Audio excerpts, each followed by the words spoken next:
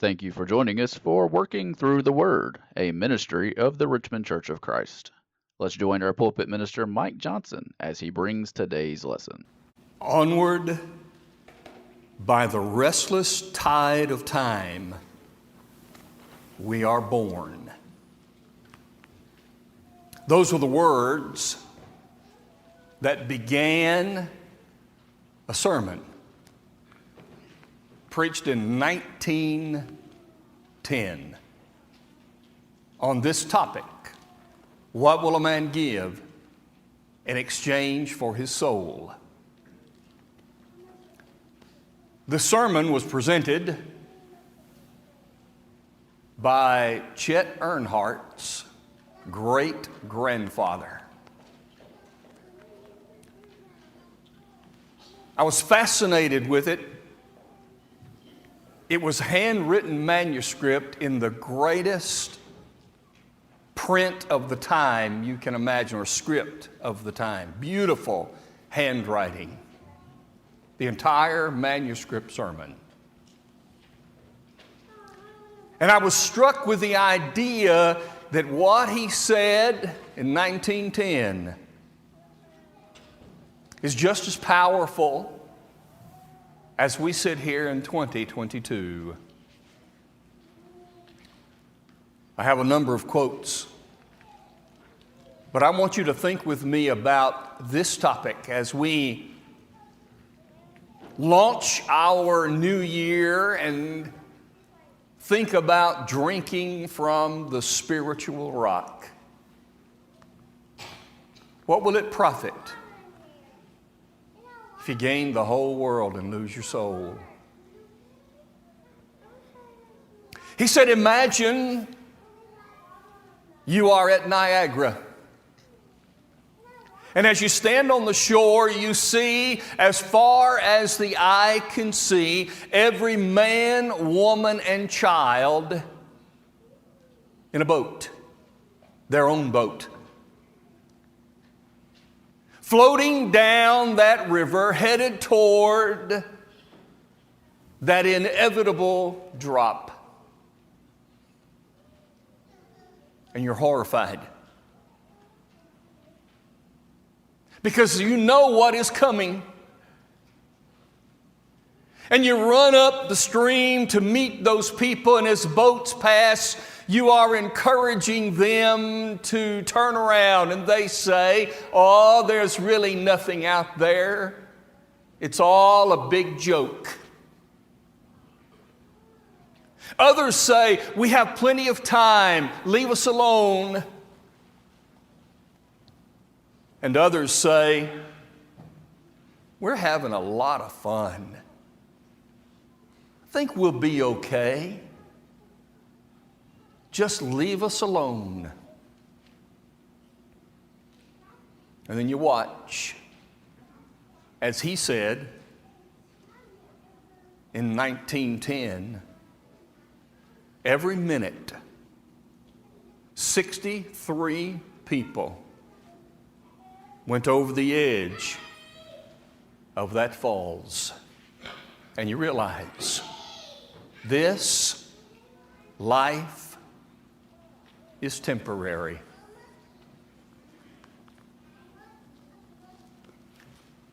Think with me, if you will, what Jesus did in Mark chapter 8. In his sermon, he emphasized some things we're going to talk about in a minute, but notice, if you will, the question that Jesus posed toward the end of this chapter, I think, was timed well based on what happened in the rest of the chapter. The chapter opens there in Mark chapter 8.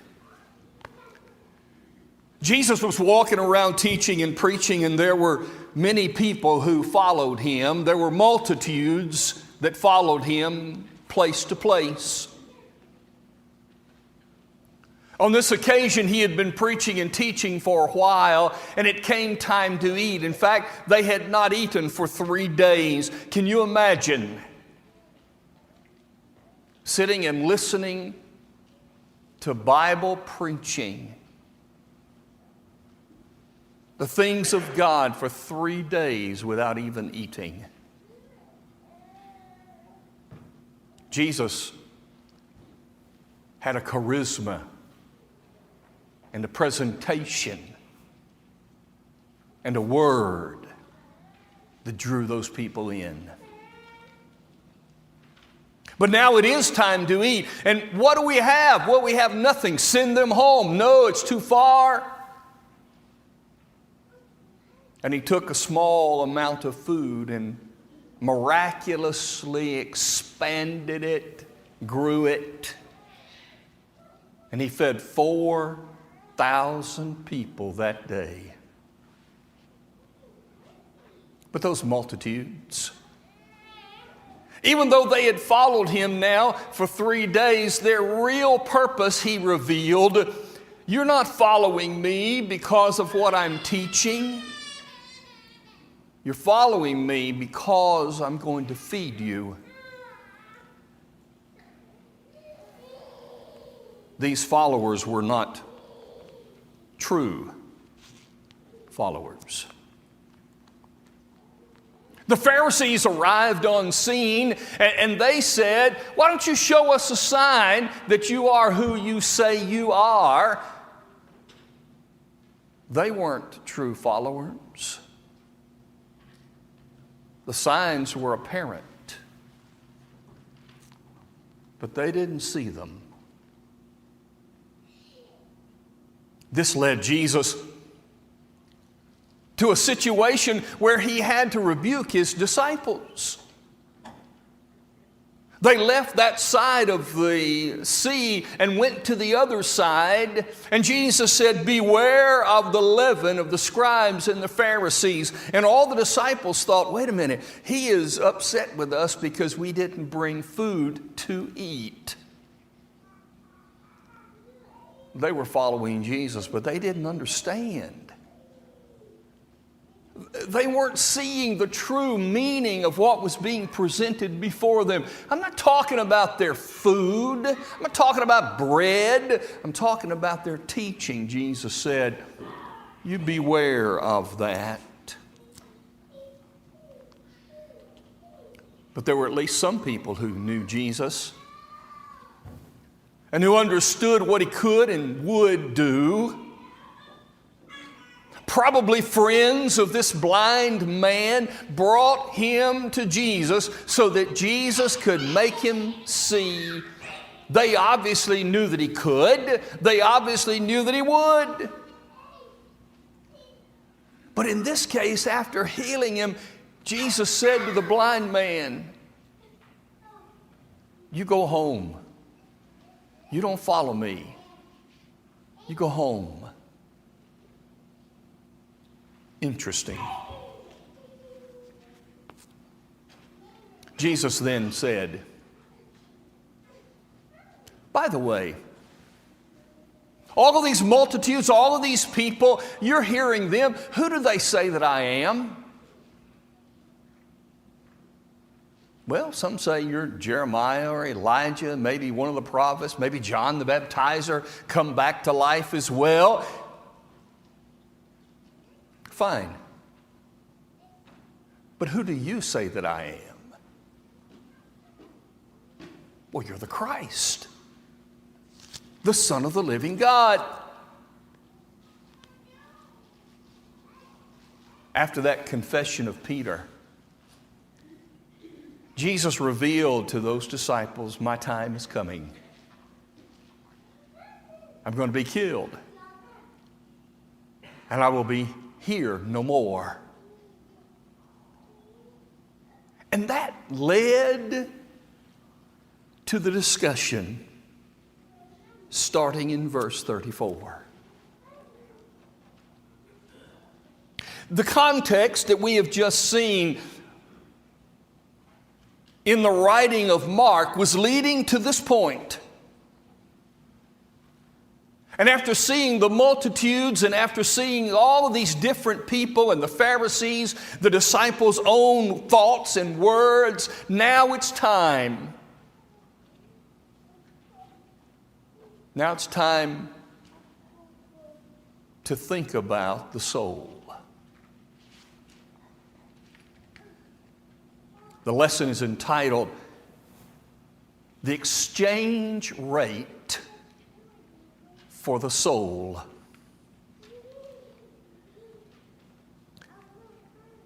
What will a man give in exchange for his soul? Think for a minute about the soul. The meat of the sermon that I read was about this point. And he made 3 really great points, asking his audience to consider the soul. When you think about exchange rate, you're talking about currency from one country to another. And that currency has value based on the country of its origin. This is our money, and this is our value of our money.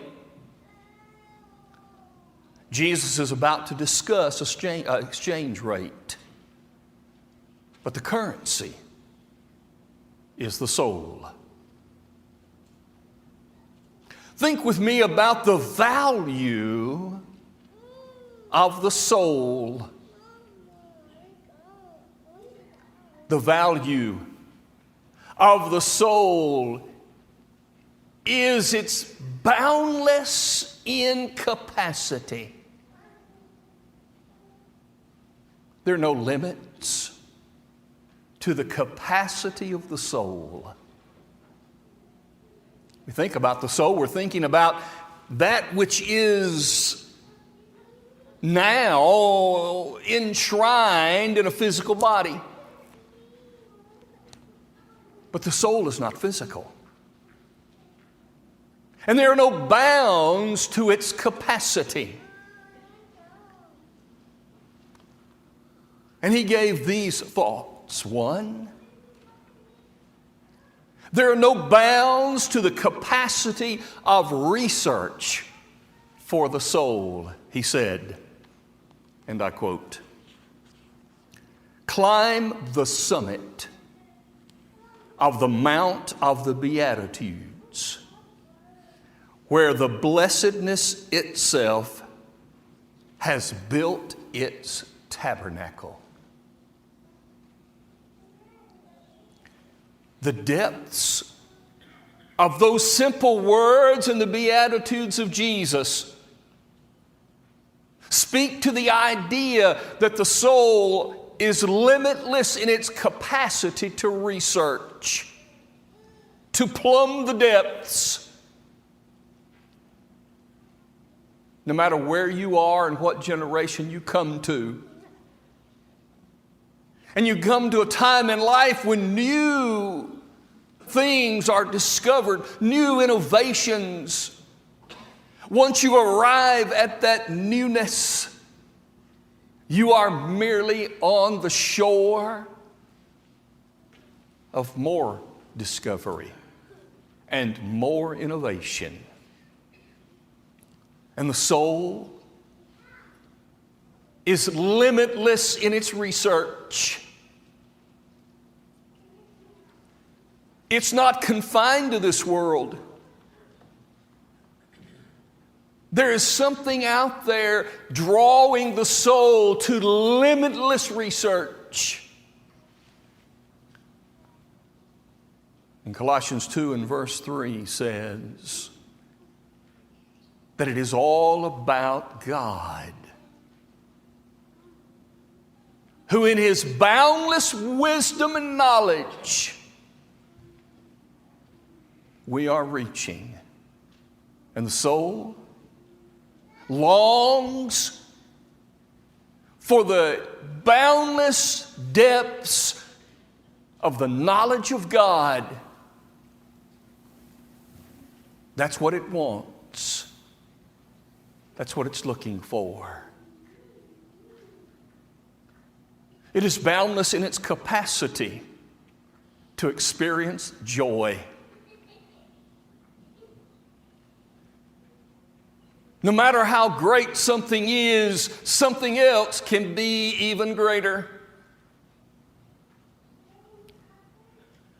Those of us who have had children,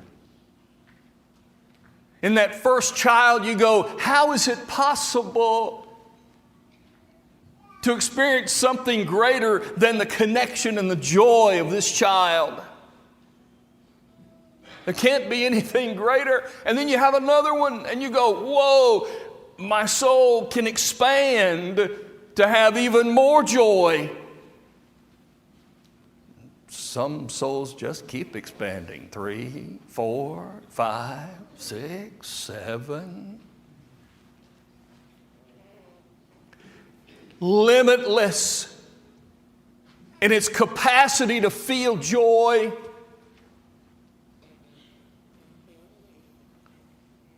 Peter said we rejoice with joy inexpressible and full of glory. The soul longs to be in the boundless place of infinite joy. It's not wanting to stay here. Its draw is out there. But even in this side of things, the soul has the capacity to experience boundless pain.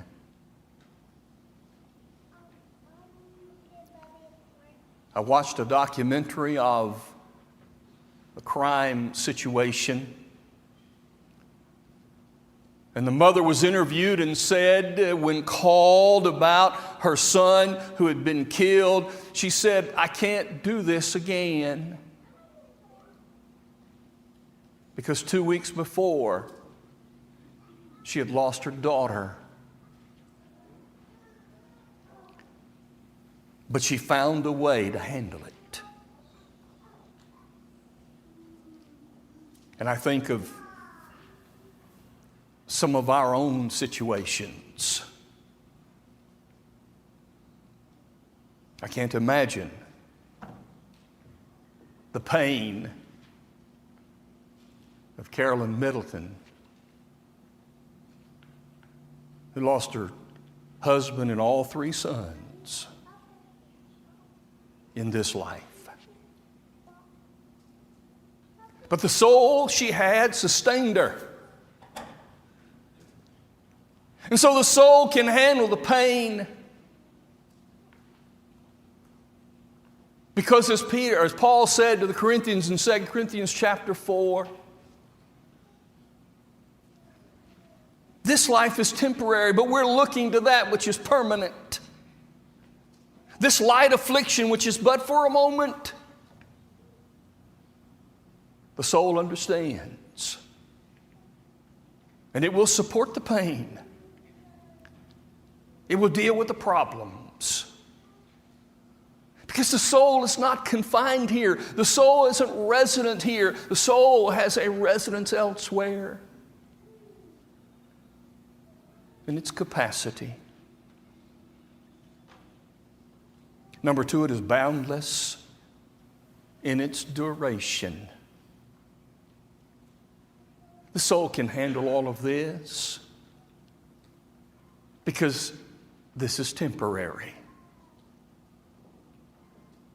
But as the Ecclesiastes writer said in chapter 12 and verse 7, then the body will be turned to the dust from which it came, and the spirit, the soul, will return to God who gave it.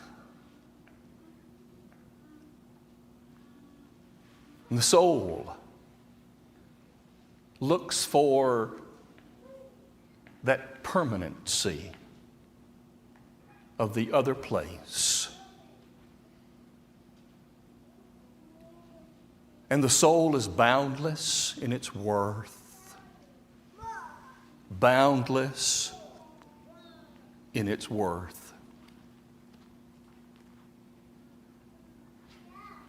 God so loved the world, every soul, that He gave His only begotten Son, that whoever believes in Him should not perish, but have everlasting life. And of that duration, He said, fathom the eternality of God, and then you can fathom the immortality of the human soul. Multiplied ages do not bear as much relation to eternity as one grain of sand does to the entire bulk of the ages.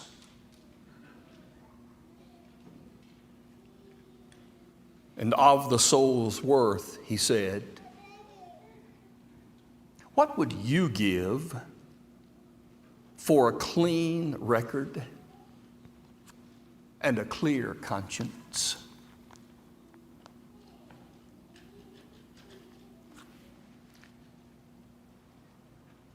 The exchange rate says you take this currency from this place and you take it to that place.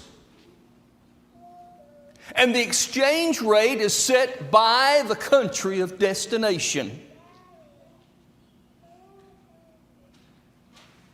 When I went to Guyana,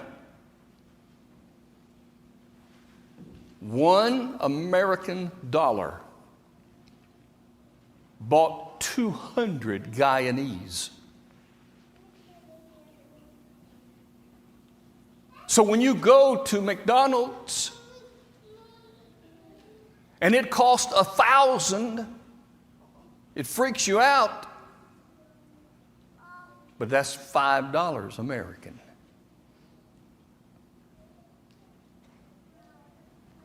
When you go on a journey, you're taking the currency of this country and you're exchanging it for the currency of this one. And the country of destination decides the rate.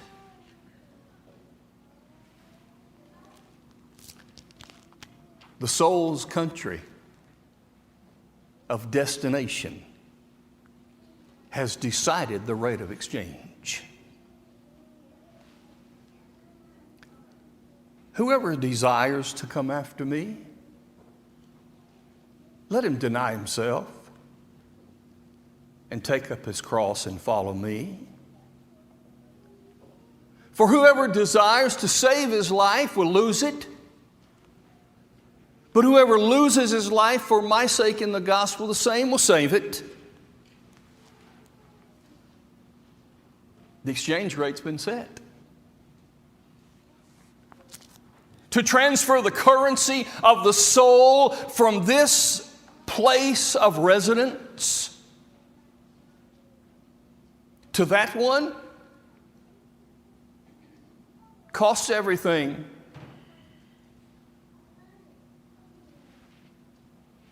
Can't hold anything back. Can't change the value. Can't change the rate. But then when I was there was always a chance to barter. Well, you say this is the exchange rate, but you know what? I don't want to pay that. Will you take this? And if you stay long enough and wait enough, they just want to sell. And eventually you'll agree upon a price. A price from the bartering. But in the exchange rate of this life to that one, there's no bartering. Because Jesus asks, what will it profit a man if he gains the whole world and loses a soul? What if I barter with the devil? I'll fall down and worship you if you'll give me all the kingdoms of this world. What's been gained? Nothing.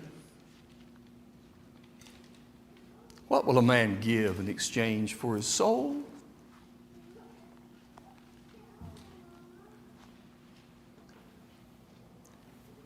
The bartering won't work. When we begin to barter with Jesus, we lose. When we barter with the devil, we lose. Tonight we're going to think about what it means to be ashamed of Jesus. That's the next verse. Maybe Jesus is saying,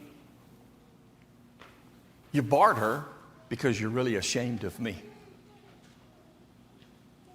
Maybe all these multitudes of people who don't really follow me, they're ashamed of me. What does it mean to be ashamed of Jesus? I want to close with his words. What would you give to hear Jesus say, "Come to my kingdom"? And then he encouraged his hearers.